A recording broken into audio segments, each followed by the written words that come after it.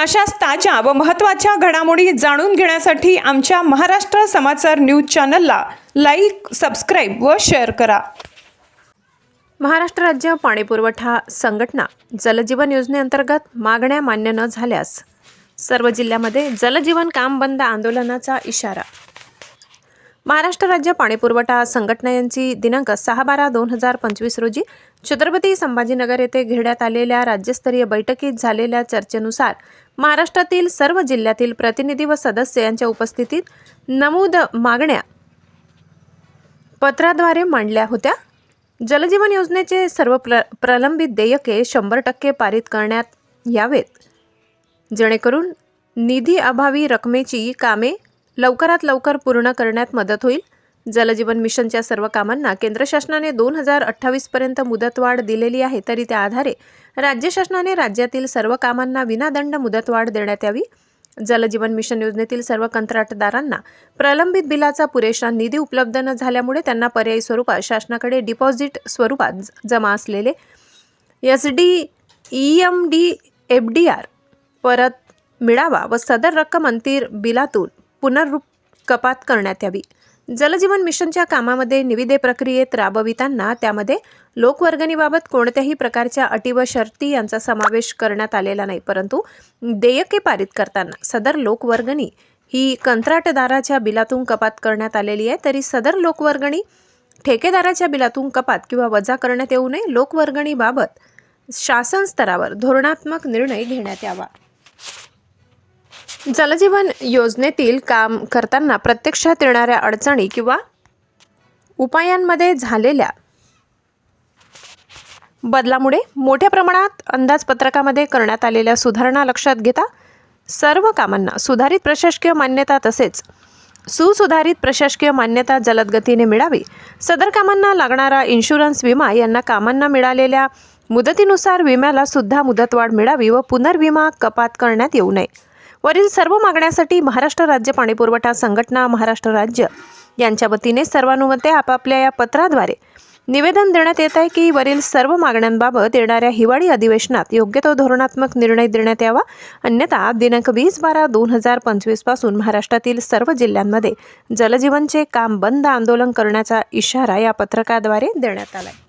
जलजीवन मिशनची 35 जिल्ह्याच्या उपस्थित बैठक पार पडली. सदर बैठकीमध्ये जवळपास 5 मागण्या आमच्या महत्त्वाच्या राज्य शासनाकडे आम्ही ठेवल्यात. त्या देयकाच्या बाबतीत महत्त्वाची ही आहे, महत्त्वाची माहिती. त्यानंतर मुदतवाढ आहे, त्यानंतर प्राइस एस्टिमेशन आहे, म्हणजे जे एस्टिमेट केले ते चुकीचे केलेले आहेत एस्टिमेट, त्याबाबत जे आहे त्याच्याबाबत मागणी केलेली आहे शासनाकडे. आणि सगळ्यात महत्त्वाचं म्हणजे ह्या 5 मागण्यासंदर्भात गेल्या 1-2 वर्षापासून आपण प्रयत्न करतच आहोत, परंतु शासन याबाबत दुर्लक्ष करत असल्यामुळे आज आम्ही नाईलाज असतो शासनाला 14 डिसेंबरचा अल्टिमेटम दिला. त्यात 5 मागण्या आम्ही फ्लोट करत आहोत. त्या गुलाबराव पाटील साहेब आणि केंद्रात सुद्धा पाठवणार आहोत आजच्या. आणि विधानसभेचं अधिवेशन 8 डिसेंबरपासून ते चालू होणार आहे. 14 डिसेंबरपर्यंत या मागण्यावर सकारात्मक विचार न झाल्यास 20 डिसेंबर 2025 पासून राज्यातील जलजीवन विकास कामं सगळ्या कंत्राटदार बंद करण्याचा निर्णय आम्ही एकमुखाने घेतलेला आहे. कोणत्या मागण्या आपल्या? मागण्या कोणत्या? एक म्हणजे देयक जे आहे की गेल्या 11 महिन्यापासून देयक नीट मिळत नाही. त्यानंतर मुदतवाढ कंत्राटदाराला मिळत नाही. त्यानंतर जे त्यांनी काम केलेलं आहे ते कामाचा अंदाजपत्र चुकीचं असल्यामुळं भाववाढ जे झालेले काम आहे त्याचं सुद्धा ते मिळत नाही आहे. अशा एक 4-5 महत्त्वाच्या ज्या मागण्या आम्ही शासन दरबारी ठेवलेल्या आहेत. त्यानंतर आमची जे डिपॉझिट आहेत त्यांच्याकडं काम एक तर बिल देत नाहीत, डिपॉझिट मिळणं गरजेचं आहे, EMD मिळणं गरजेचं आहे, परंतु ते सुद्धा आम्हाला मिळत नाही. अशामुळं सगळ्या कंत्राटाची कुचंबना असल्यामुळं आज आम्ही हा मोठा निर्णय घेतलेला. सर हर घर जल आणि प्रत्येकाला प्रत्येकी 55 लिटर पाणी ही जलजीवन योजना आहेत. ही योजना पूर्ण झालेली नाही, म्हणजे आता पूर्ण आपल्या म्हणण्याप्रमाणे. तर आता याचा परिणाम जे म्हणजे जो खेडेगाव आहेत, जे ग्रामपंचायत आहे त्यांच्यावर होणार नाही का?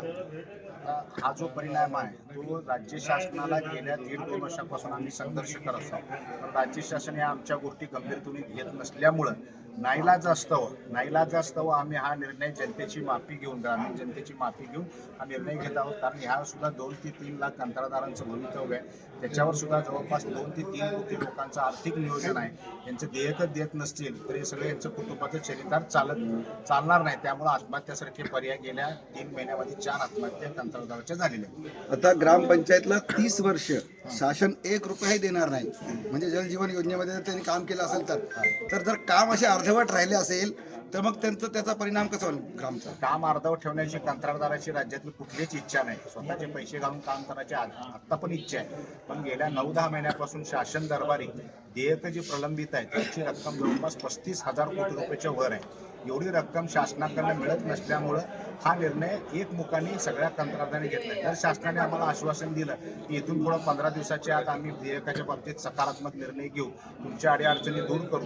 तर आम्ही पुढचा निर्णय 14 डिसेंबरच्या बैठकीत आम्ही घेऊ शकतो. मध्ये शासनाने 400 करोड रुपये दिलेले आहेत असं अजित पवारांनी डिक्लेअर केलं होतं. 400 करोड रुपये जलजीवनचे जे अभियंते आहेत काम केले त्यांना. नाही, शासनाने आम्हाला पैसा गेल्या 11 महिन्यामध्ये काहीच दिलेलं नाही. फक्त 10% रक्कम दिलेली.